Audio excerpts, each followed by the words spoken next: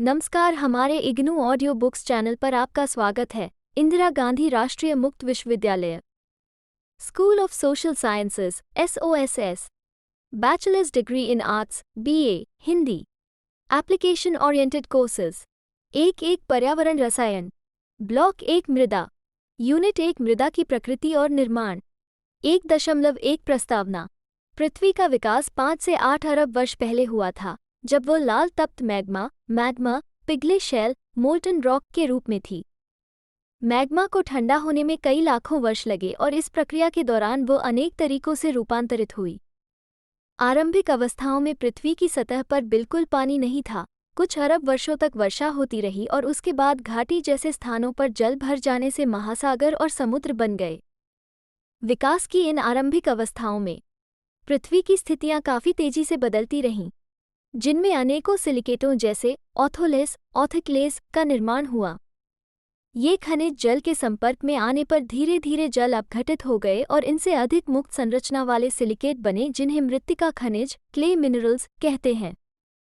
इस रूपांतरण में 10 लाख वर्ष और लग गए। इसी बीच कभी जल में जीवन अस्तित्व में आया और विकसित हो गया। इस विकास के साथ ही मृदा जीवों का भी विकास होने लगा, जो मृदा के निर्माण में सहायक बना। मृदा निर्माण की प्रक्रिया। मृदा निर्माण को प्रभावित करने वाले कारक, मृदा की आकारिकी, मॉर्फोलॉजी तथा सामान्य मृदा प्रकारों की व्याख्या इस इकाई में की गई है। अगली इकाई में मृदा के विभिन्न विशिष्ट प्राचलों पैरामीटर्स के बारे में बताया गया है, जो मृदा की प्रकृति और गुणवत्ता क्वालिटी को निर्धारित करते हैं। आरंभ में ये समझना जरूरी है कि मृदा क्या है और किस प्रकार ये सभी सजीव जीवों के लिए महत्वपूर्ण है। हम इसके बारे में चर्चा अगले भाग में करेंगे। उद्देश्य। इस इकाई के अध्ययन के बाद आप मृदा को परिभाषित करके उसके महत्व का वर्णन कर सकेंगे। मृदा प्रोफाइल तथा मृदा संस्तरों हराइजन्स का वर्णन कर सकेंगे। विभिन्न प्रकार के मृदा संस्तरों हराइजन्स की पहचान कर सकेंगे। शैलों तथा खनिजों को परिभाषित कर सकेंगे। अपक्षयन की प्रक्रिया को समझा सकेंगे। उन कारकों का वर्णन कर सकेंगे जो मृदा निर्माण को प्रभावित करते हैं तथा सामान्य तौर पर मृदा वर्गीकी सॉइल टैक्सोनॉमी तथा भारत की विभिन्न प्रकार की मृदाओं की व्याख्या कर सकेंगे। 1.2 मृदा तथा उसका महत्व। मृदा को एक ऐसे खोद के रूप में जाना जाता है जो विभिन्न प्रकार के पादपों और वनस्पतियों को सहारा देकर मानव जाति की मूलभूत आवश्यकता को पूरा करती है। इसके लिए कोई विशिष्ट परिभाषा देना कठिन है, क्योंकि प्रकृति में इसका अवलोकन व्यक्ति विशेष होता है। बहुत विस्तृत रूप में मृदा को भूपरपटी अर्थ्स क्रस्ट की बहुत ही पतली परत के रूप में देखा जा सकता है, जो पादपों की वृद्धि के लिए प्राकृतिक माध्यम का कार्य करती है। फिर भी विभिन्न व्यक्तियों के लिए इसके अर्थ भिन्न भिन्न होते हैं। किसान के लिए मृदा पृथ्वी की सतह का वह भाग है जिसकी वो जुताई प्लाव कर सकता है और वहां फसल उगाकर अपने परिवार तथा मवेशियों का पेट भर सकता है। ये कुछ स्थानों पर रूपांतरित है अथवा मानव द्वारा निर्मित सांसारिक पदार्थों से बनी है, जिसमें सजीव तत्व मौजूद है और जो बाह्य जगत के पादपों को पोषण दे रही है अथवा पोषण देने में सक्षम है। The collection of natural bodies in the earth's surface in places modified or even made by man of earthy materials, containing living matter and supporting or capable of supporting plants out of doors. मृदा होने के लिए किसी प्राकृतिक तत्व में सजीव तत्व होने चाहिए। पादपों को पोषण देने की क्षमता होनी चाहिए।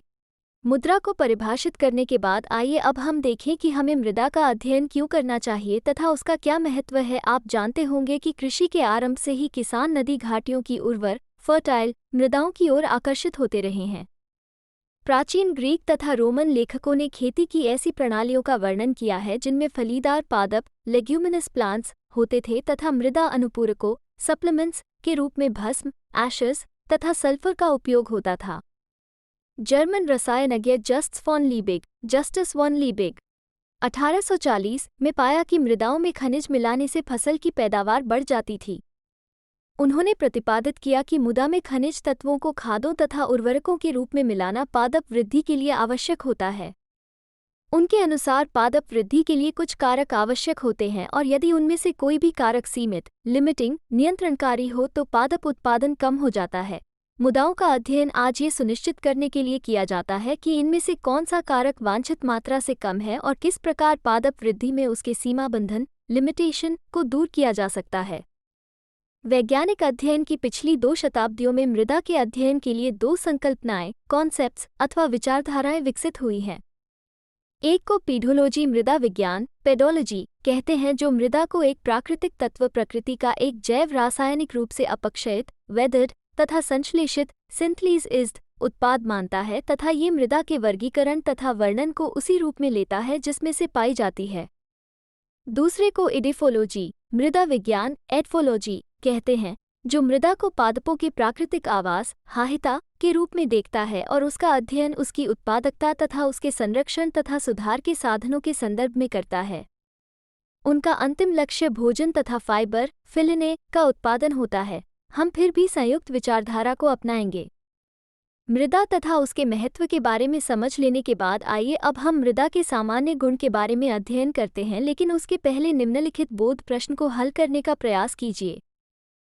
इन प्रक्रियाओं में काफ़ी लंबा समय लग जाता है, किसी मृदा के बनने में कुछ हजार वर्ष भी लग सकते हैं।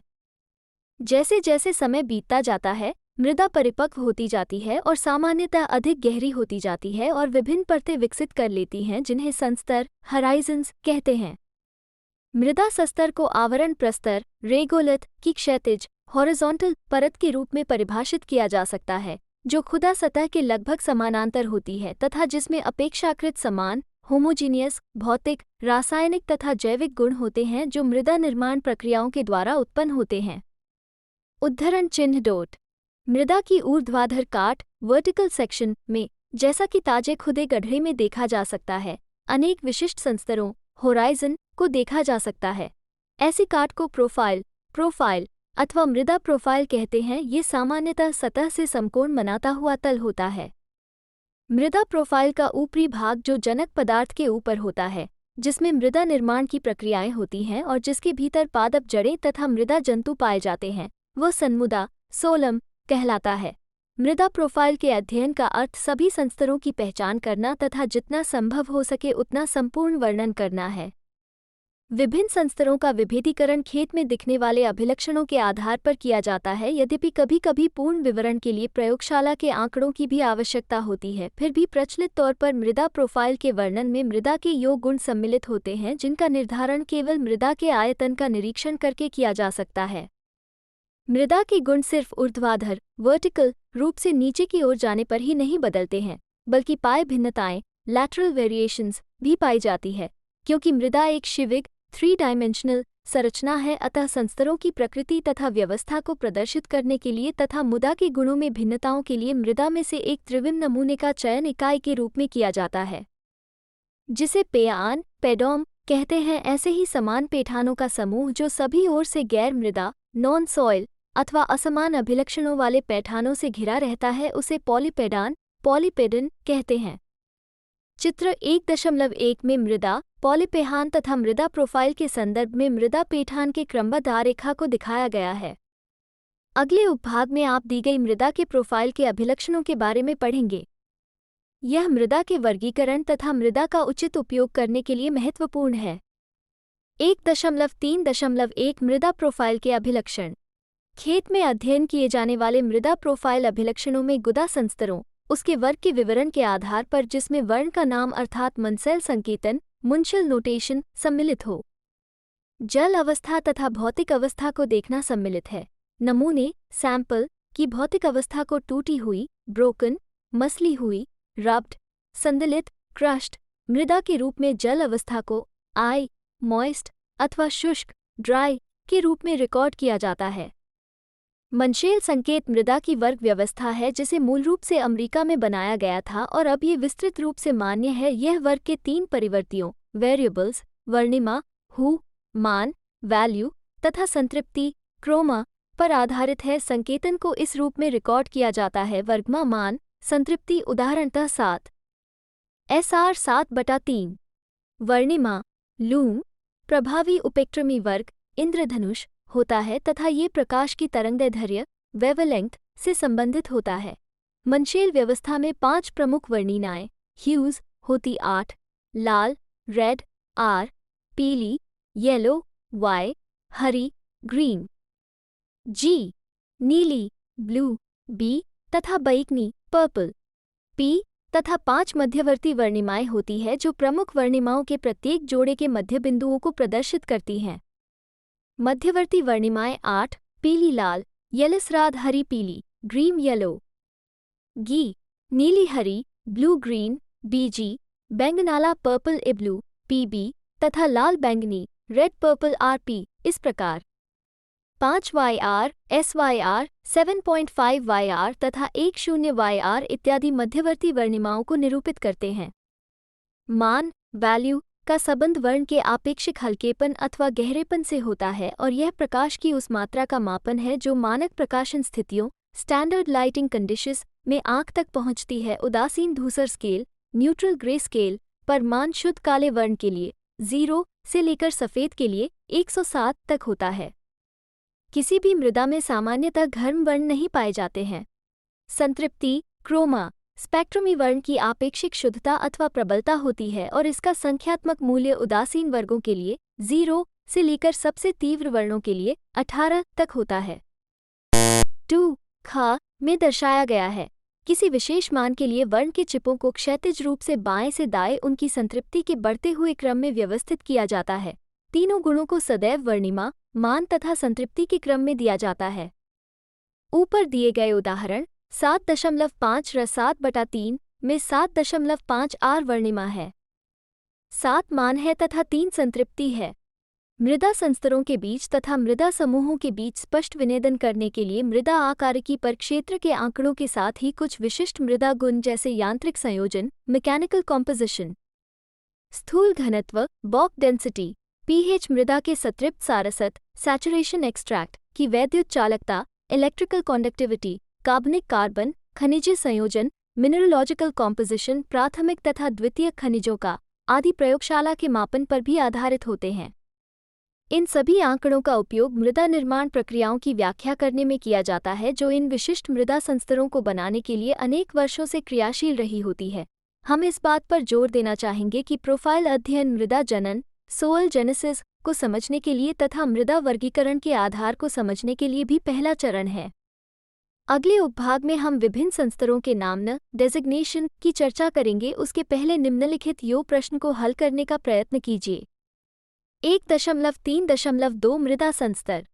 प्रोफाइल में विभिन्न संस्तरों अथवा परतों की पहचान कुछ नामों के आधार पर होती है। छोटे अक्षरों का उपयोग प्रमुख संस्तरों के विशिष्ट अभिलक्षणों को दर्शाने के लिए अनुलग्न सफिक्सेस के रूप में किया जाता है तथा अरबी संख्याओं का उपयोग उसी संस्तर के ऊर्ध्वाधर उपविभाजनों वर्टिकल सबडिविजन्स को दर्शाने के लिए अनुलग्नों के रूप में और असंबद्धताओं डिस्कॉन्टिन्यूटी को दर्शाने के लिए पूर्वलग्नों के रूप में किया जाता है। संस्तरों के नाम। विभिन्न संस्तरों में से प्रमुख संस्तर मास्टर हराइजन्स आधारभूत मृदा निर्माण प्रक्रियाओं जैसे ह्यूमसभवन ह्यूमिफिकेशन, अक्षालन अलुविएशन तथा संपोहन इलिविएशन का परिणाम होते हैं। प्रमुख संस्तर तथा मृदाओं की परतें बड़े अक्षरों A, B, B, C तथा R द्वारा निरूपित की जाती हैं। वहीं O सतह पर कार्बनिक संस्तर को निरूपित करता है। ऐप तथा खनिज संस्तर होते हैं और प्रतीक R कठोर आधार शैल हीड रॉक के लिए होता है। ये आवश्यक नहीं है कि प्रत्येक मृदा में ये मृदा संस्तर उपस्थित हो। O कार्बनिक संस्तर होता है जो कार्बनिक कर्कट लाइनर से बनता है जो पादपों तथा जंतुओं एवं ताजे अथवा आंशिक रूप से अपघटित कार्बनिक पदार्थों से प्राप्त होता है। खनिज संस्तर होता है जो कार्बनिक तत्वों के संचय एक्यूमुलेशन से बनता है और उसमें मृत्तिका क्ले, आयरन, फे अथवा एल्यूमिनियम लुप्त हो जाते हैं जिसके परिणामस्वरूप स्फटिक क्वार्ट्ज अथवा बालू या गांध सिल्ट के अमाप के अन्य प्रतिरोधी खनिजों का सांद्रण हो जाता है। खनिज संस्तर है जिसका प्रमुख लक्षण सिलिकेट मृत्तिका, आयरन, एल्यूमिनियम अथवा इनके किसी संयोजन का लुप्त होना है जिससे बालू तथा गाद के कणों का साधन बचा रह जाता है। ये संस्तर सर्गे अथवा अधिकांश मूलशील संरचना के विलोपन को प्रदर्शित करते हैं। बी संस्तर सिलिकेट मृत्तिकाओं आयरन तथा एल्यूमिनियम ऑक्साइडों जिप्सम तथा कैल्शियम कार्बोनेट के संघय एक्यूमुलेशन से पहचाना जाता है। ये पदार्थ ऊपरी परतों से आते हैं अथवा अपक्षयण वेदरिंग की प्रक्रिया के द्वारा बनते हैं।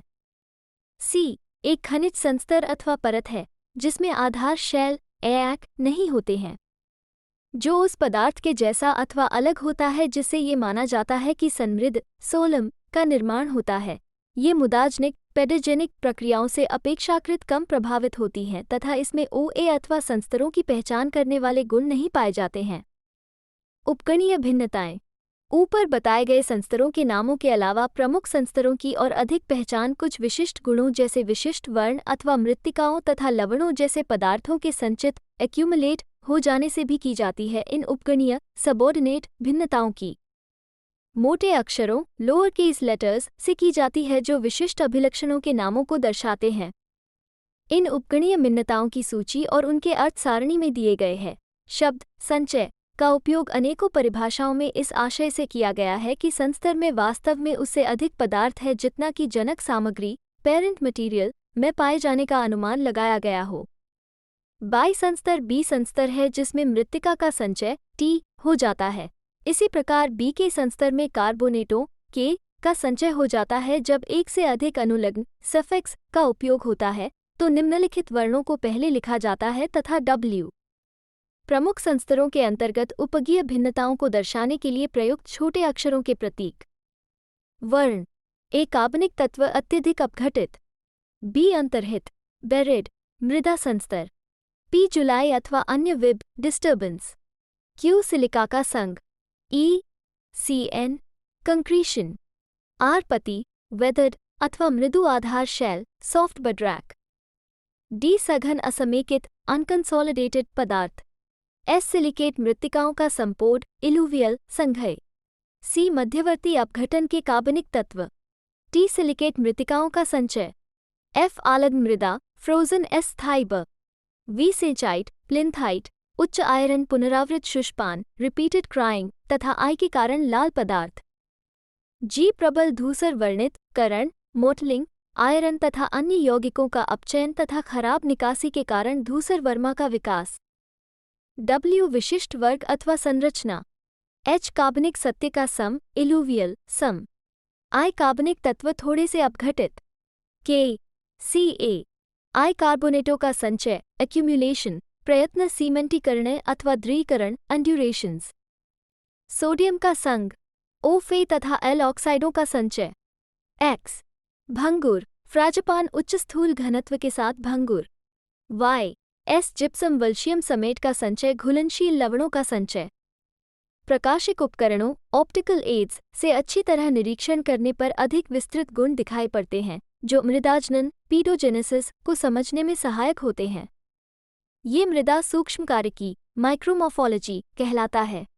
ये कुछ स्तर तक हैंड लेस से किया जा सकता है लेकिन परिशुद्ध परीक्षण रिगरस एग्जामिनेशन के लिए चयनित पेड़ पड के पतले सेक्शन बनाने की आवश्यकता होती है। इस पेड़ को रेजिन्स से संबंधित इम्प्रेग्नेटेड करते हैं जो सूखने पर पत्थर जैसा कठोर हो जाता है और फिर इसे भुवन सूक्ष्मदर्शी पेट्रोग्राफिक माइक्रोस्कोप द्वारा परीक्षण के लिए पतले सेक्शनों में काटा जा सकता है।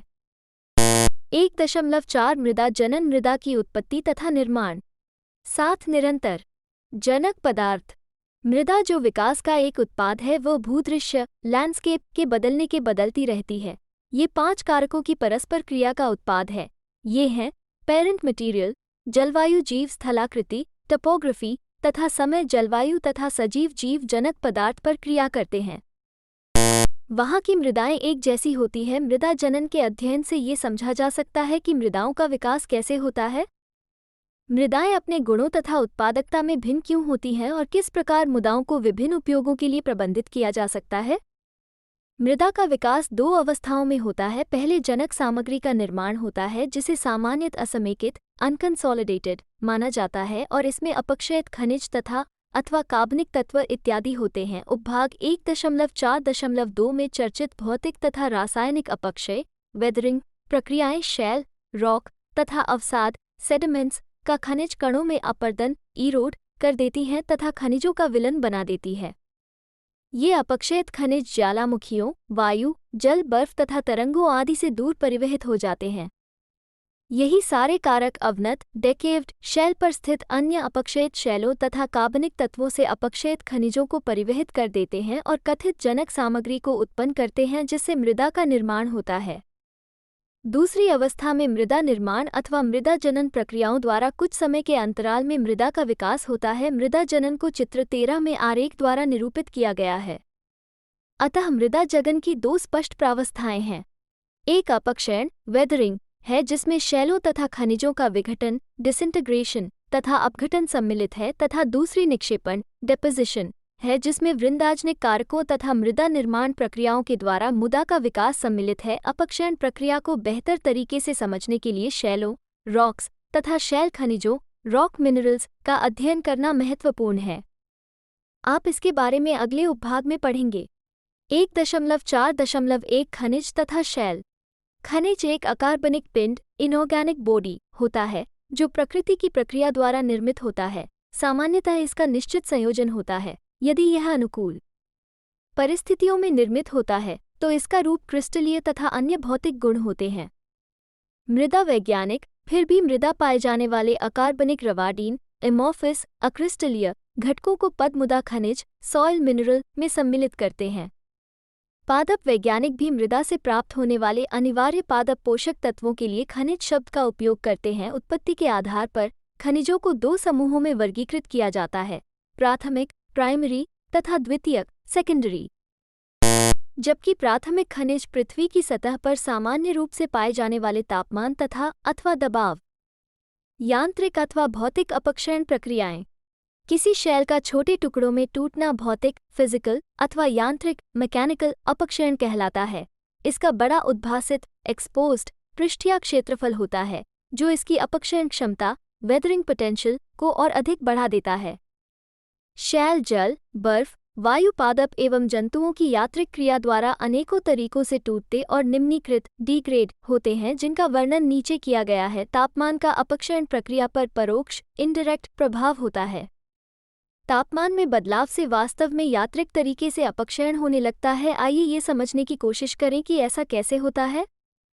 तापमान में परिवर्तन शैल में उपस्थित विभिन्न खनिज तापमान में बदलाव होने पर भिन्न भिन्न तरीके से व्यवहार करते हैं।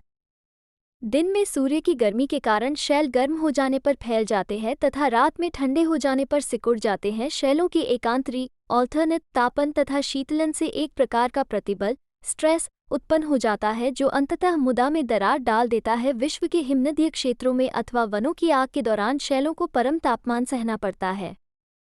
चूंकि ताप का बालन कंडक्शन बहुत धीमा होता है, अतः शैल की सतह तथा उसके भीतर के तापमान में काफी अंतर होता है।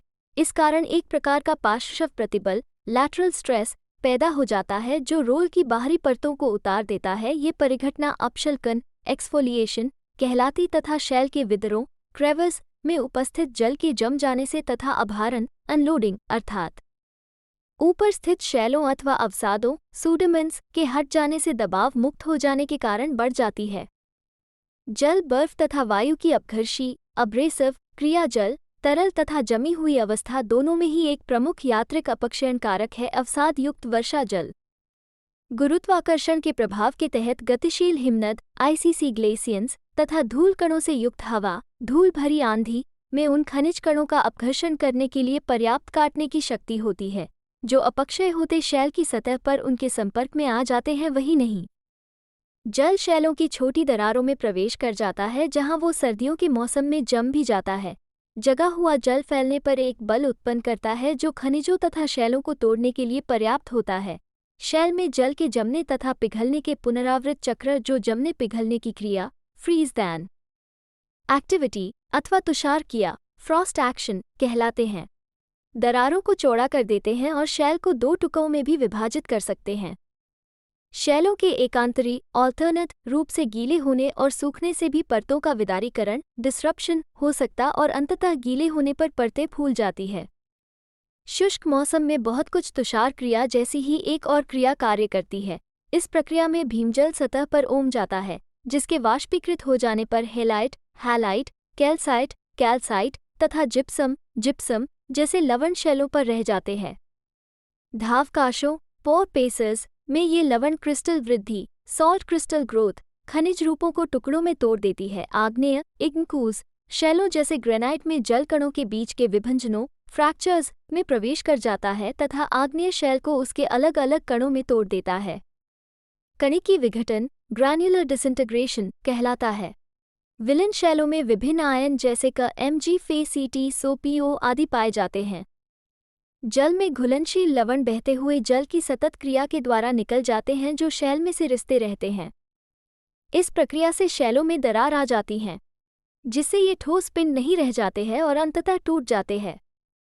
पादप तथा जंतु सजीव जीवों जैसे लाइकन, कवक, फंगी, जीवाणु, नील हरित शैवाल, ब्लू ग्रीन एल्गी, ब्रायोफाइट आदि की गतिविधि भी अपक्षयण के लिए उत्तरदायी होती है। इसे जैविक अपक्षयण बायोलॉजिकल वेदरिंग कहा जाता है। लाइकन शैलों में से पोषक तत्व निकालने में सक्षम होते हैं। ये जल को लंबे समय तक रोके रखने में सक्षम होते हैं, जिस दौरान रासायनिक प्रक्रियाएं संपन्न होती है, उदाहरणतः एल्यूमिनोसिलिकेट जो शैलों के महत्वपूर्ण घटक होते हैं। वे जल अपघटन तथा कार्बोनेटीकरण कार्बोनेशन की प्रक्रिया द्वारा सरल मृत्तिका कणों में परिवर्तित हो जाते हैं। शैवाल भी महत्वपूर्ण भूमिका निभाते हैं क्योंकि ये प्रकाश संश्लेषण फोटोसिंथेसिस द्वारा कार्बनिक तत्व में वृद्धि कर देते हैं। कार्बनिक तत्व तथा CO बनाते हैं जिसमें विभिन्न खनिज घुल जाते हैं तथा इसके परिणामस्वरूप शैल टूट जाते हैं। बढ़ती हुई पादप जड़ें कई शैलों को तोड़ने में सक्षम होती है। जंतुओं द्वारा निरंतर खुदाई से भी धीरे धीरे भौतिक विघटन होता रहता है। इसके अतिरिक्त ह्यूमस भौतिक अपक्षयण की योगी प्रक्रिया को जुलाई और खेती के द्वारा तेज गति प्रदान कर देती है। रासायनिक अपक्षयण प्रक्रियाएं। अपघटन की रासायनिक प्रक्रिया शैलों तथा खनिजों के भौतिक विघटन के साथ आरंभ हो जाती है। रासायनिक अपक्षयण प्रक्रियाओं केमिकल वेदरिंग प्रोसेसेस में शैलों के खनिज रासायनिक रूप से आंशिक तौर पर अथवा पुनर्तः परिवर्तित होकर द्वितीयक खनिजों को बनाते हैं। अवशेषण प्रेसिपिटेशन वर्षा के बढ़ने से शैलों में खनिजों का अपक्षयण रोज हो जाता है, जैसा कि चूना पत्थर तथा संगमरमर की बनी गुंबदों तथा स्मारकों पर दिखाई देता है। वास्तव में जल रासायनिक अपक्षरण का एक प्रमुख कारक है। रासायनिक अपक्षयण ऑक्सीजन तथा कार्बनिक और अकार्बनिक अम्लों की उपस्थिति में बढ़ जाता है, जो पादप तथा जंतुओं के अवशेषों के सूक्ष्मजीवी विखंडन से बनते हैं। तापमान के बढ़ने से भी रासायनिक अभिक्रिया की गति बढ़ जाती है, जिससे खनिजों का निम्नीकरण हो जाता है। इसीलिए आर्द्र उष्णकटिबंधीय जलवायु में मृदा तथा इमारतें बहुत अधिक अपक्षयित होती हैं। जलन जैसा कि ऊपर बताया गया है, जल रासायनिक अपक्षयण का महत्वपूर्ण कारक है और जब इसमें घुले हुए लवण तथा अम्ल होते हैं तो यह और भी अधिक प्रभावी हो जाता है। यह विभिन्न प्रकार की रासायनिक अभिक्रियाएं जैसे जल अपघटन ह्यूरालिसिस, जलयोजन हाइड्रेशन तथा जल विघटन डिसोल्यूशन आदि करके खनिजों के निम्नीकरण डिग्रेडेशन परिवर्तन ऑल्ट्रेशन तथा पुनः संश्लेषण रीसिंथेसिस को बढ़ा देता है। उदाहरण के लिए खनिज एनहाइड्राइट CaSO4 जलयोजन पर रासायनिक रूप से जिप्सम CaSO4 215O में परिवर्तित हो जाता है। जिप्सम का उपयोग निर्माण उद्योग में किया जाता है। पोटेशियम का फोल्ड्सबार फेल्ड्स्पार माइक्रोक्लाइन KCOA पर जल की अभिक्रिया को दर्शाने वाला एक अन्य उदाहरण नीचे दिया गया है। उपर्युक्त अभिक्रियाएं दर्शाती हैं कि किस प्रकार जल की उपस्थिति में होने वाली विभिन्न अभिक्रियाएं जल अपघटन विलन तथा जलयोजन माइकोलाइन को जलयोजित एल्यूमिनियम ऑक्साइड अलुमिना में परिवर्तित कर देती हैं, तथा पोटेशियम जो एक प्रमुख पादप पोषक तत्व है तथा सिलिसिक अम्ल HCO को मृदा में निर्मुक्त करती है। अम्ल विलन अपवायन जल में हाइड्रोजन आयनों की उपस्थिति से अपक्षयण की गति तेज हो जाती है। वर्षा जल वायु से को घोलकर कार्बनिक अम्ल कार्बोनिक एसिड HCO बनाता है। जब यह अम्ल ऐसे शैलों के संपर्क में आता है जिनमें चूना सोडा तथा पोटाश होते हैं, तो इन शैलों के कैल्शियम मैग्नीशियम तथा पोटेशियम युक्त खनिज कार्बोनेटों में बदल जाते हैं तथा वर्षा जल में घुल जाते हैं। उदाहरण के लिए चूना पत्थर लाइमस्टोन में पाया जाने वाला कैल्साइट निम्नलिखित रूप से अभिक्रिया करता 2HCOCaCO3H2O 2CaCO3H2CO2। क्योंकि बाइकार्बोनेट बहुत अधिक घुलनशील होते हैं, अतः HCO विलन में चला जाता है। साथ ही अम्ल वर्षा के कारण मृदा में पाए जाने वाले अधिक प्रबल अम्ल जैसे नाइट्रिक तथा सत्यमूरिक अम्ल तथा मृदा में पैदा होने वाले कुछ कार्बनिक अम्ल भी अपघटन कर देते हैं। उदाहरणतः संगमरमर पत्थर निम्न प्रकार से अपघटित होता है 2CaCO3 HCO CaSO4 उपबंधन उपचमन द्वारा अपक्षय सामान्यतः उन शैलों में होता है जो ऐसे तत्वों से समृद्ध होते हैं जो आसानी से उपचारित हो जाते हैं। उदाहरणतः खनिज में फे के रूप में उपस्थित आयरन फेल अवस्था में उपचयित हो जाता है। उपचयन अवस्था में इस परिवर्तन के कारण एक समायोजन एडजस्टमेंट हो जाता है जिसके कारण एक कम स्थायी खनिज बनता है जिसका विघटन तथा अपघटन दोनों हो सकते हैं। दूसरे शब्दों में, जब खनिज में से फे जैसे आयन निकल जाते हैं अथवा उपवित हो जाते हैं तो खनिज संरचना की दृढ़ता रिजिडिटी कम हो जाती है तथा उसका यांत्रिक विखंडन आसान हो जाता है। यह आगे की रासायनिक क्रियाओं के लिए अनुकूल स्थिति प्रदान करता है। तापमान की अधिकता तथा अवक्षेपण की उपस्थिति उपचयन की प्रक्रिया को तेज कर देते हैं। अपक्षयन के पश्चात मृदा में और अधिक बदलाव आ जाते हैं। ये परिवर्तन वास्तव में असंख्य तथा जटिल होते हैं। इन परिवर्तनों को करने वाले कारकों के बारे में अगले उपभाग में बताया गया है। आप उनका अध्ययन निम्नलिखित बोध प्रश्नों को हल करने के याद करेंगे। 1.4.3 मृदा निर्माण को प्रभावित करने वाले कारक। शैलों के अपक्षयन से निर्मित होने वाले जनक पदार्थ पेरेंट मटेरियल आगे रूपांतरित होने से पूर्व अपनी उत्पत्ति के स्थान से कहीं और परिवहित होकर ट्रांसपोर्टेड पुनर्निक्षेपित रीडिपोजिटेड हो जाते हैं। हमें इस बात को स्पष्ट रूप से समझ लेना चाहिए कि अपक्षयन तथा मृदा निर्माण अथवा विकास दो स्पष्ट रूप से भिन्न प्रक्रियाएं नहीं हैं। ये क्रमागत कंसेक्यूटिव यहाँ तक कि अतिव्यापी ओवरलैपिंग भी हो सकती हैं। वो स्थिति जहाँ शैल का अपक्षयन समाप्त होता है तथा मृदा निर्माण आरंभ होता है हमेशा बहुत स्पष्ट नहीं होती है। फिर भी इन प्रक्रियाओं का अंतिम उत्पाद मृदा पिंड ही है। जैसा कि पहले बताया गया है, मृदा विकास अथवा मृदा उत्पत्ति सॉइल जेनेसिस जैसा कि इसे कहा जाता है, वह अनेकों कारकों जैसे जनक पदार्थ, स्थलाकृति, टोपोग्राफी, समय, जलवायु तथा जीवमंडल बायोस्फीयर का परिणाम होती है, जिन्हें संयुक्त रूप से मृदा रचक सॉइल फॉर्मर्स कहते हैं। जेनी के अनुसार मृदा निर्माण इन सभी कारकों का फलन होता है तथा इसे निम्न प्रकार से व्यक्त किया जा सकता है: S=F क्लॉ PL, जहां मृदा निर्माण जलवायु CL, जीव 0, स्थलाकृति अथवा उच्चावच रिलीफ जनक पदार्थ P तथा समय अथवा भूमि की उम्र 1 का फलन है। जेनी ने जोर दिया कि मृदा गुण इन कारकों के आपेक्षिक प्रभाव रिलेटिव इन्फ्लुएंस द्वारा निर्धारित होते हैं। उन्होंने तापमान तथा वर्षा को जलवायु के रूप 4 वनस्पति जातु फ्लोरा तथा प्राणीजात फौना को जीवमंडल जीवों, भौम जल स्तर वाटर टेबल की ऊंचाई, ढलान तथा गहराई को उच्चावच रिलीफ के रूप में विशेषीकृत किया था। जनक पदार्थ एक असमेकित अनकंसोलिडेटेड तथा कर्माइश रासायनिक रूप से अपक्षयित खनिज अथवा कार्बनिक पदार्थ होता 8 जिससे मृदाजनिक पेडोजेनिक प्रक्रियाओं के द्वारा मृदा के समृद्ध सोलम का निर्माण होता है। इन कारकों को सामान्यतः 2 श्रेणियों में विभाजित किया जाता है: I निष्क्रिय कारक अथवा निष्क्रिय मृदा रचक पैसिव फैक्टर्स और पैसिव सॉइल फॉर्मर्स तथा E सक्रिय कारक अथवा सक्रिय मृदा रचक एक्टिव फैक्टर्स और एक्टिव सॉइल फॉर्मर्स, जिनकी व्याख्या नीचे की गई है। निष्क्रिय कारक अथवा निष्क्रिय मृदा रचक। निष्क्रिय कारक बहुत कुछ मंद गति से क्रिया करने वाले कारक होते हैं और इनमें जनक पदार्थ, स्थलाकृति तथा समय सम्मिलित हैं। आइए हम निम्नलिखित अनुच्छेदों में प्रत्येक की संक्षिप्त चर्चा करें। जनक पदार्थ का अभिप्राय उस प्राथमिक तत्व से है जिससे मृदा का निर्माण होता है। जनक पदार्थ या तो कोई ठोस शैल या अपघटित शैल या कार्बनिक पदार्थ अथवा जल, वायु, हिमनदों, ज्वालामुखियों के निक्षेपण अथवा ढलान से नीचे की ओर आने वाला पदार्थ हो सकता है। सामान्यतः मृदा निर्माण में जलवायु कारकों का प्रभाव इतना प्रभावी होता है कि जनक पदार्थ का प्रभाव दब जाता है, यानी जनक पदार्थ मृदा निर्माण में निष्क्रिय भूमिका निभाता है। विभिन्न शैल अथवा जनक पदार्थों को यदि समान जलवायु स्थितियों में रखा जाए तो उनसे बनने वाली मृदाएं एक दूसरे से काफी समान होंगी। दूसरी तरफ समान शैलों अथवा जनक पदार्थों को भिन्न भिन्न अथवा असमान जलवायु स्थितियों में रखा जाए तो उनसे बनने वाली मृदाएं भिन्न प्रकारों की होंगी। यद्यपि विभिन्न जलवायु स्थितियों में होने वाले परिवर्तनों की प्रकृति कमोबेश समान ही होती है, लेकिन परिवर्तनों का विस्तार क्षेत्र, दर तथा दिशा तथा उनके पूर्ण होने की सीमा जलवायवी तत्वों के अनुसार भिन्न भिन्न होती है। अतः एक ही मूल शैल अथवा जनक पदार्थ विभिन्न क्षेत्रों में भिन्न मुद्दाओं को जन्म देते हैं। ऐसे उदाहरण भी हैं जहां जलवायु के प्रभाव को जनक पदार्थ द्वारा कम अथवा निष्प्रभावी कर दिया गया है। ऐसी स्थितियों में निर्मित होने वाली मृदाएं जहां जनक पदार्थ का प्रभाव सर्वोपरि होता है, ये अधस्थ प्रभावित मृदाएं एंडोडायनामोर्फिक सॉइल्स कहलाती हैं।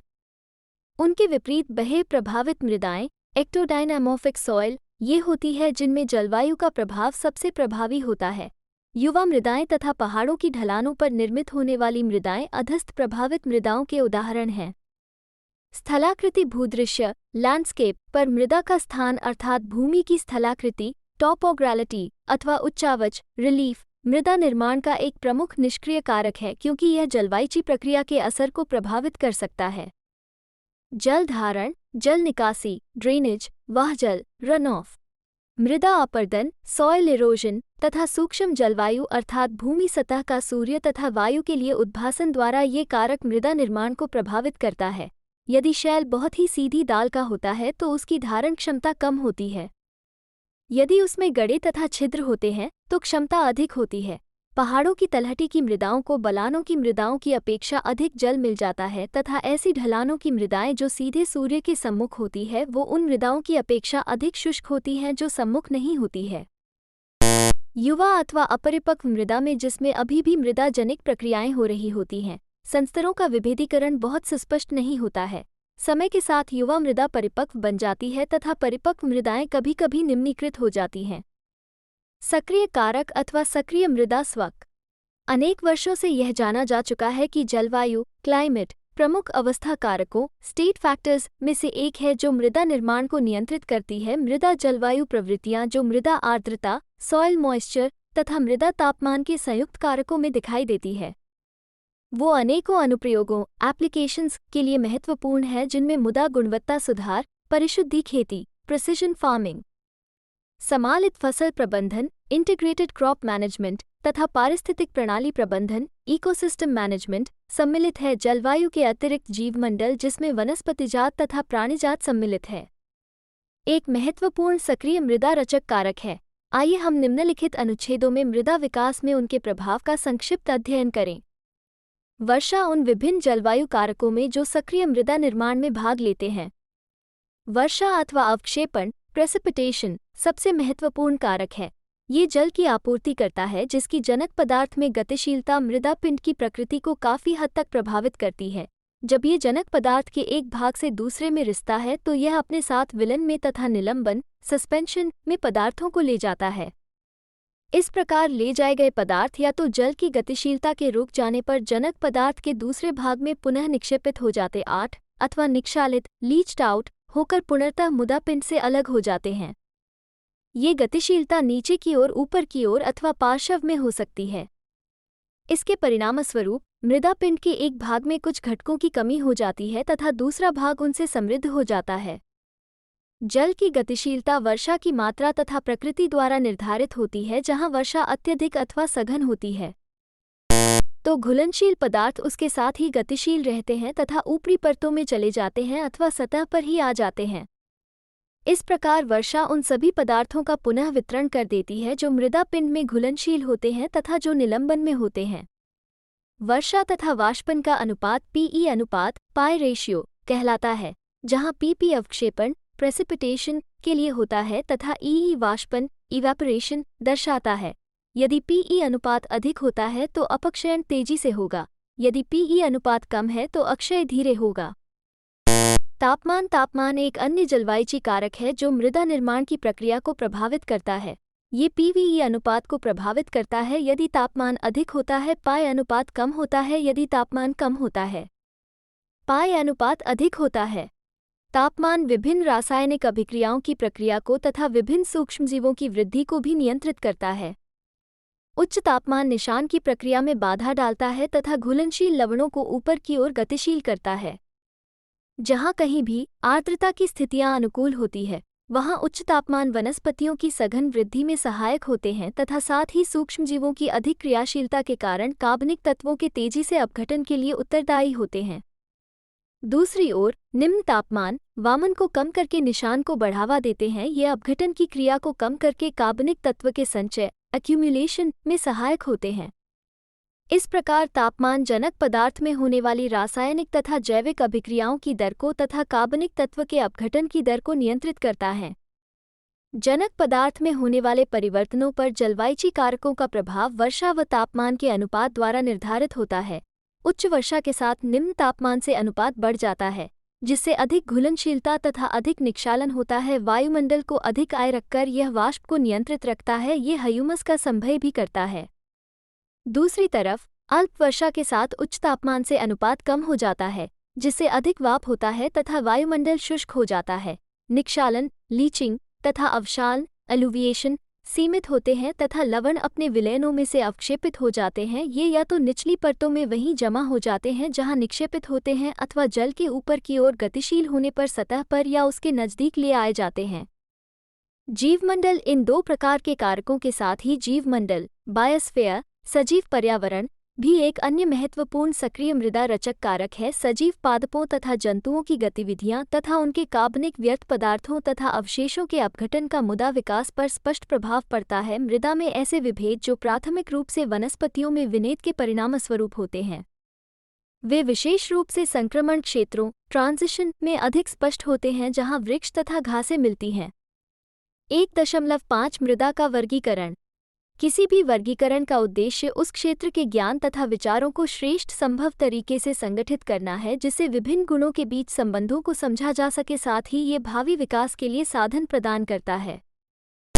मृदाओं की प्राकृतिक पिंडों के रूप में अवधारणा को सबसे पहले रूसी वैज्ञानिक वी वी डोकुचेव तथा उनके सहयोगियों द्वारा विकसित किया गया था, जब उन्होंने 1883 में जलवायु, वनस्पति तथा मृदा अभिलक्षणों के बीच संबंधों पर ध्यान दिया। अनेक वर्षों के लंबे अंतराल के बाद यूएस डिपार्टमेंट ऑफ एग्रीकल्चर के मृदा सर्वेक्षण कार्यकर्ताओं सॉइल सर्वे स्टाफ ने दूसरे देशों के मृदा वैज्ञानिकों के सहयोग से मृदा वर्गीकरण की एक नए बोधगम्य कॉम्प्रहेंसिव प्रणाली को विकसित किया, जो मृदा के गुणों पर आधारित थी। यह मृदा वर्गीकरण प्रणाली, जिसे अनेक देशों द्वारा उपयोग में लाया जाता है, उसे मृदा वर्गीकी सोइल टैक्सोनॉमी कहते हैं। इसे मूल रूप से 1975 मृदा सर्वेक्षण कार्यकर्ताओं द्वारा प्रकाशित किया गया था। भारत में हम लोगों ने भी उसी वर्गीकरण प्रणाली को अपनाया है। मृदा वर्गीकी की प्रणाली मृदा गुणों पर आधारित होती है, जो मृदा जनन अर्थात मृदा के निर्माण के तरीके पर निर्भर करती है। इस कार्य के लिए अनेकों गुणों जैसे वर्ण, गठन, संरचना, टेक्सचर, पीएलएल, कार्बनिक तत्व, आर्द्रता, धनायन विनिमय क्षमता, कैटायन एक्सचेंज कैपेसिटी, विनिमयकारी आयन ना KCAMG, निष्कर्षणीय अम्लता, एक्सट्रैक्टेबल एसिडिटी तथा तापमान आदि पर ध्यान दिया गया है। इस सरल प्रमाणिक आधार पर मृदाओं को 6 समूहों अथवा श्रेणियों में व्यवस्थित किया गया है, जिन्हें उनके पदानुक्रम हायरार्की के अनुसार नीचे वर्णित किया गया है। ग्रण ऑर्डर। सामान्यीकरण के इस उच्चतम स्तर पर मृदाओं को संस्तर होराइजन विकास की मात्रा तथा उपस्थित संस्तरों के प्रकार के आधार पर विमंदित किया जाता है। 11 गण हैं, जिनके नामों का अंत सोल 501 शब्द पर होता है। लेटिन सोलम मृदा। उपराश्न सबऑर्डर। भौतिक, रासायनिक तथा आकारिकीय गुणों के आधार पर गणों को उपगणों विभाजित किया गया है, जो जताक्रांति, वोटरलॉगिंग तथा वनस्पति की उपस्थिति अथवा अनुपस्थिति को प्रदर्शित करते हैं। प्रत्येक गण में अनेकों उपगण होते हैं तथा 47 उपगणों की अब तक पहचान की जा चुकी है। बृहद समूह ग्रेट ग्रुप। इस श्रेणी यो मुदाय आती है जिनके समान क्रम में समान प्रकार के संस्तर होते हैं, जिनका तापमान, आता प्रवृत्ति समान होती है तथा उनकी आधार स्थिति हेज स्टेटस भी समान होती है। 230 से अधिक बृहद समूहों की पहचान की जा चुकी है। उपसमूह ग्रेट ग्रुप। 3 प्रकार आय उपसमूहों की पहचान की गई बी। ये टिपिक टाइपिक समूह, इंटरग्रेड इंटरग्रेड्स तथा एक्स्ट्राग्रेड एक्स्ट्राग्रेड्स है। टिपिक समूह में बृहत्तर समूह के मुख्य गुण प्रदर्शित होते हैं। इंटरग्रेड उपसमूह में एक से अधिक बृहद समूह के गुण प्रदर्शित होते हैं, जबकि एक्स्ट्राग्रेड उपसमूह में ये गुण होते हैं जो किसी भी बृहद समूह के नहीं होते हैं। 1200 से अधिक उपसमूहों की पहचान की जा चुकी है। कुल फैमिली। इस श्रेणी F मृदाओं को उन भौतिक तथा खनिजीय गुणों के आधार पर 7 समूहित किया जाता है जो पादप वृद्धि के लिए महत्वपूर्ण होते हैं। मृदा गठन, तापमान प्रवृत्ति रेजीम, खनिज विज्ञान मिनरोलॉजी तथा जड़ों की सुगमता के लिए मृदा की मोटाई जैसे गुणों के आधार पर 6600 मृदा कुलों की पहचान की जा चुकी है। श्रेणी सीरीज मृदा श्रेणी वर्गीकरण की सबसे विशिष्ट इकाई है जिसमें वो मृदाएं होती हैं जो सभी प्रमुख प्रोफाइल अभिलक्षणों में समान होती है। धारणात्मक रूप से यह संलग्न पॉलीपेडान कंटिग्यूअस पॉलीपेडन को प्रदर्शित करती है। फिर भी क्षेत्र में पॉलीपेडान के समुच्चय एग्रीगेट्स तथा उनसे संबंधित अंतर्वेशन इंक्लूजन्स सम्मिलित हो सकते हैं। क्षेत्र वृंदा सर्वेक्षणों में मृदा श्रेणियों को सतह मृदा गठन अथवा अन्य गुणों के आधार पर मृदा प्रावस्थाओं सॉइल फेजेस में भी विभाजित किया जा सकता है। 1.5.1 भारत की मृदा प्रकारें। प्राचीन काल में मृदाओं को उर्वर फर्टाइल तथा अनुर्वर वारा अथवा ऊसर पंज बैरन के रूप वर्गीकृत किया जाता था। उसके बाद मृदाओं को किसानों द्वारा स्थानीय नाम दिए जाने वाले लगे, जैसे मातासी, मतेजी, रेगुर, रेगुर, घोपन, चौपान आदि। आधुनिक काल इन्हें भूवैज्ञानिक दृष्टि से भूवैज्ञानिकों द्वारा वर्गीकृत किया जाता है। भारत में पाए जाने वाले प्रमुख मृदा समूहों की संक्षिप्त व्याख्या निम्नलिखित अनुच्छेदों में की गई है। इन्हें यहाँ इसलिए बताया गया है जिससे आपको यहाँ पाई जाने वाली किस्मों के बारे में पता चल जाए। जलोढ़ मृदाएं अलूवियल सॉइल्स। जलोढ़ मृदाएं भारत के सबसे बड़े भाग लगभग 7 लाख किलोमीटर में फैली हुई हैं, जिनमें राजस्थान, पंजाब, उत्तर प्रदेश, बिहार तथा पश्चिम बंगाल के बड़े भाग सम्मिलित हैं। ये पश्चिमी आसाम तथा उत्तर गुजरात तक में पाई जाती हैं। कृषि की दृष्टि से ये मृदाएं सबसे महत्वपूर्ण है। परिभाषा के अनुसार जलोढ़ मृदाएं विभिन्न माध्यम जैसे जल, बर्फ, वायु तथा गुरुत्वाकर्षण के द्वारा जनक पदार्थ के परिवाहित हो जाने से निर्मित होती है। यद्यपि सिंधु गंगा मैदानों के पश्चिमी भाग में विकसित होने वाली मृदाएं पूर्वी क्षेत्र की मृदाओं से स्पष्ट रूप से भिन्न होती है। पंजाब तथा उससे सटे हुए उत्तर प्रदेश की अर्धशुष्क जलवायु के कारण यहाँ उन स्थानों पर लवणीय तथा क्षारीय मृदाएं विकसित हो गई हैं जहाँ कहीं भी उपमृदा जल उच्च है। इसके विपरीत पश्चिम बंगाल की अधिक आर्द्र जलवायु में ऐसी मृदाएं नहीं पाई जाती हैं। पश्चिमी क्षेत्र में चूने के कार्बोनेटों लाइम कार्बोनेट्स का संचय भी अधिक है। जलोढ़ मृदाएं अपनी चरम गहराई, जो कि अक्सर कुछ 100 फुट होती है, तथा धूसर अथवा घुसर भूरे रंगों के द्वारा अभिलक्षणित होती है। इनका गठन बालुई घुमट सैंडी लोम से मृत्तिका दुमट क्ले लोम तक भिन्न हो सकता है। इनकी संरचना भी परिवर्तनशील होती है। जो बालुई मृदाओं में संबद्ध लॉग्स, विवृत GPEN तथा मुक्त जल निकासी फ्री ड्रेनिंग बाली तथा बहुत सी मृत्तिका मृदाओं में संत कॉम्पैक्ट तथा अप्रवेश्य इम्पर्वियस होती है। अपर होने के कारण इनमें स्पष्ट संस्तर विभेदन नहीं होता है। कुछ स्थानों फिर भी बालुई तथा मृत्तिका में क्ले पदार्थों की एकांतरी परतों के निक्षेपण से भिन्न परतें बन जाती है, यद्यपि वे वास्तविक संस्तर नहीं होते हैं। ये मृदाएं भारत की सबसे उर्वर मृदाएं मानी जाती है। इनमें नाइट्रोजन, फॉस्फोरिक अम्ल तथा ह्यूमस की कमी होती है, पर इनमें चूने की आपूर्ति भरपूर होती है। इनमें से कुछ वृंदाओं में पोटाश की कमी भी दिखाई पड़ती है। इनका pH 7.0 से 8.0 तक हो सकता है।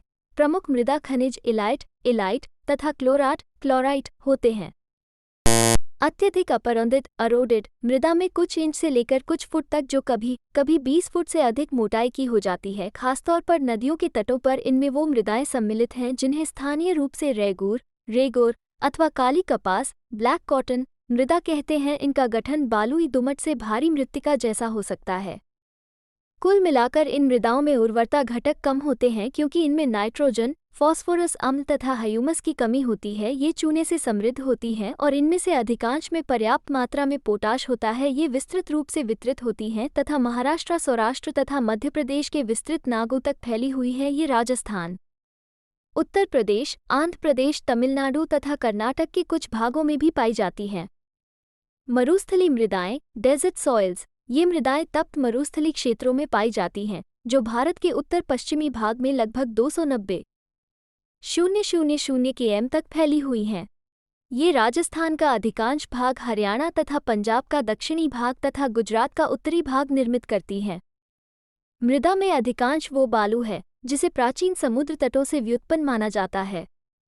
इनमें बड़ी मात्रा में घुलनशील लवण तथा भिन्न अनुपातों में चूना होता है। इनका pH अधिक होता है तथा इनमें उर्वरता घटक बहुत कम होते हैं।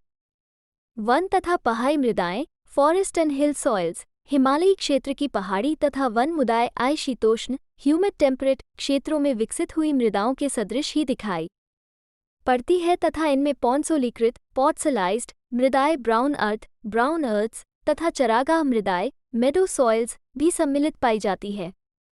लेटेराइट तथा लेटेराइटी मृदाएं लैटेराइट एंड लैटेरिटिक सॉइल्स ये मृदाएं कुछ प्रकार के शैलों जिनमें क्षारीय तथा अम्लीय दोनों हैं के एकांतरी नम तथा शुष्क मौसमों की जलवायु स्थितियों से व्युत्पन्न होती हैं। ये अधिकांशतः उच्च वर्षा वाले क्षेत्रों में पाई जाती हैं। ये हल्के गठन की होती है तथा इनमें एक खुली मुक्त जल निकासी संरचना होती है। ये अधिकतर अधिक वर्षा वाले स्थानों पर पाई जाती है तथा नमी को नहीं रोक पाती है। मृदा प्रोफाइल में व्यवहारिक रूप से कोई संस्तर विभेदन नहीं होता है। इनमें चूने की कमी होती है तथा इनकी अभिक्रिया अल्प से औसत अम्लीय होती है। कर्नाटक तथा केरल के पूरे पश्चिमी तट पर, दक्षिण की पहाड़ियों के ऊपर, मध्य प्रदेश तथा उड़ीसा में पूर्वी घाटों पर पाई जाती है।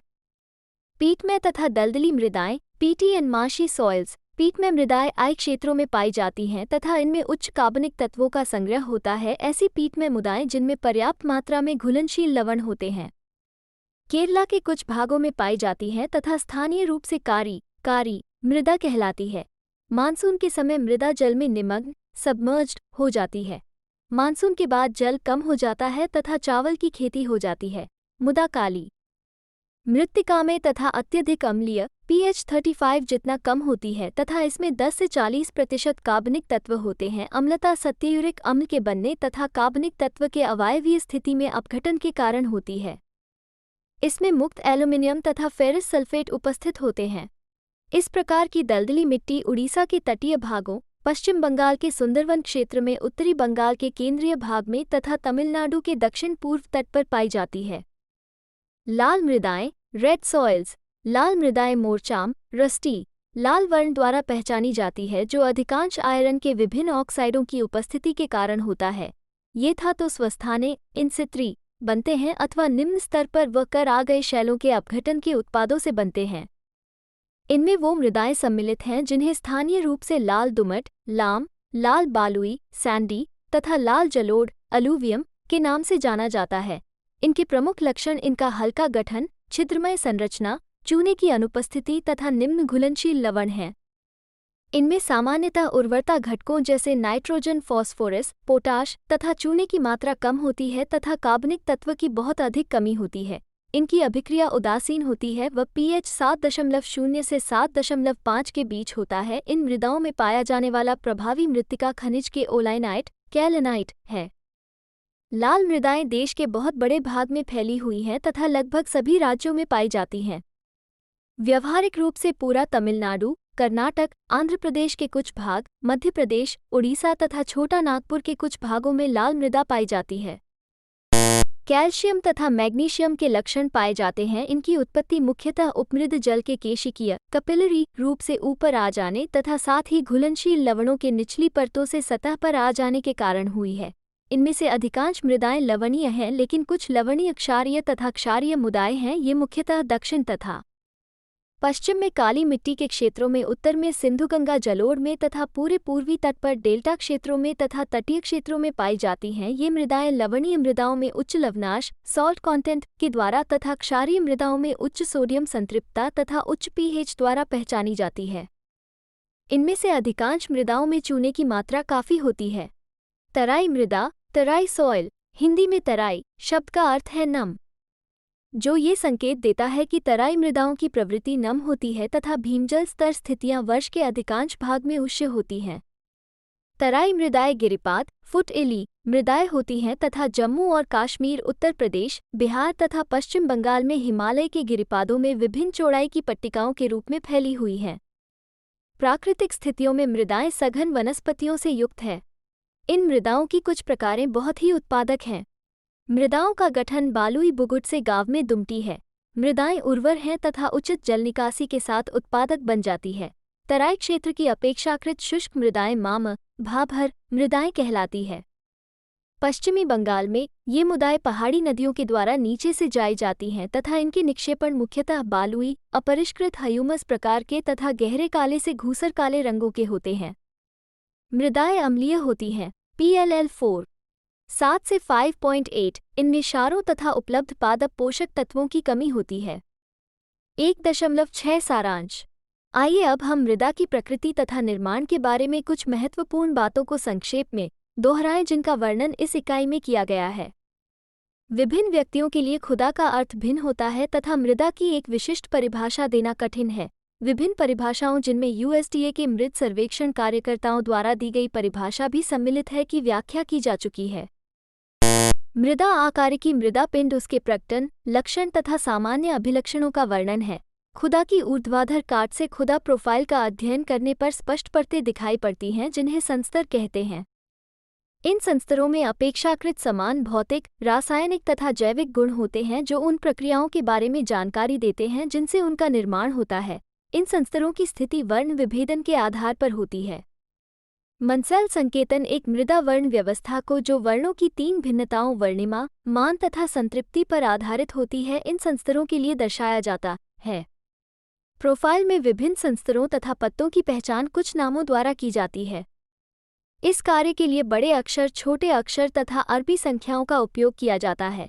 प्रमुख संस्तर तथा मृदा की परतों को बड़े अक्षरों ओ, ए, बी तथा आर द्वारा प्रदर्शित किया जाता है, जबकि प्रमुख संस्तर में अधीनस्थ विभाजनों की पहचान छोटे अक्षरों का प्रयोग करके की जाती है जो विशिष्ट गुणों को प्रदर्शित करते हैं। मृदा का निर्माण लंबे समय तक अनेकों कारकों की परस्पर क्रिया का परिणाम होता है। मुद्रा की उत्पत्ति तथा निर्माण के अध्ययन अर्थात मृदा उत्पत्ति के द्वारा मृदा विकास की विभिन्न प्रक्रियाओं तथा उनके गुणों तथा उत्पादकता में भिन्नताओं के कारणों को समझने में मदद मिलती है। मृदा उत्पत्ति में 2 स्पष्ट प्रावस्थाएं होती हैं। पहली प्रावस्था में भौतिक या रासायनिक अपक्षयन प्रक्रियाएं शैलों तथा खनिजों का विघटन तथा उपघटन करती है, जबकि दूसरी प्रावस्था में अनेकों कारक जिन्हें संयुक्त रूप से मृदा रचक कहा जाता है मृदा का विकास करते हैं। उपगम, बृहत समूह, उपसमूह, कुल तथा श्रेणी। भारत की मृदा प्रकारों को नी प्रमुख समूहों में विभाजित किया गया है।